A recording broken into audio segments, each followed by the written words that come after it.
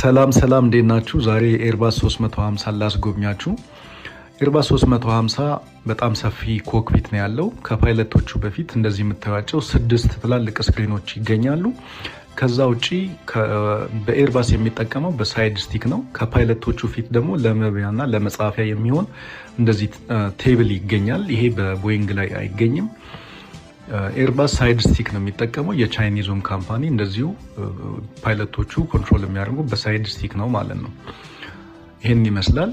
ከፓይለቶቹ ጀርባ የቴክኒሻኖቹ መቀመጫ ይገኛል።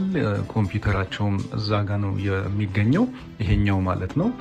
2 መቀመጫዎች ነው ከጀርባ የሚገኙት። በኮክፒቱ ወደ ታች መውረጃ ወደ ኤሌክትሮኒክ እና ኢኩፕመንት ቤይ ኮምፒውተሮቹ የአውሮፕላን ኮምፒውተሮች ሁሉም እዚህ ነው የሚገኙት። ከ50 በላይ ትላልቅ የፍላይት ኮንትሮል ኮምፒውተርስ፣ ዌዘር ሬዳር፣ የፍላይት ዋርኒንግ ሲስተሙ አጠቃላይ ኮምፒውተሮቹ ይገኛሉ። በዛው ስትገቡ ደግሞ የመንገደኛ ሻንጣ የሚቀመጥበትን ካርጎም በዛው ይወስዳቸዋል አለው ማለት ነው። ወደዚህ መግባት ትችላላችሁ። ሻንጣ እንግዲህ የሚቀመጠው ሁሉም እዚህ ውስጥ ነው። ፓይለቶች ረጃጅም ፍላይት ሲሆን ማረፊያ ቦታ አላቸው፣ ባንከር ይባላል።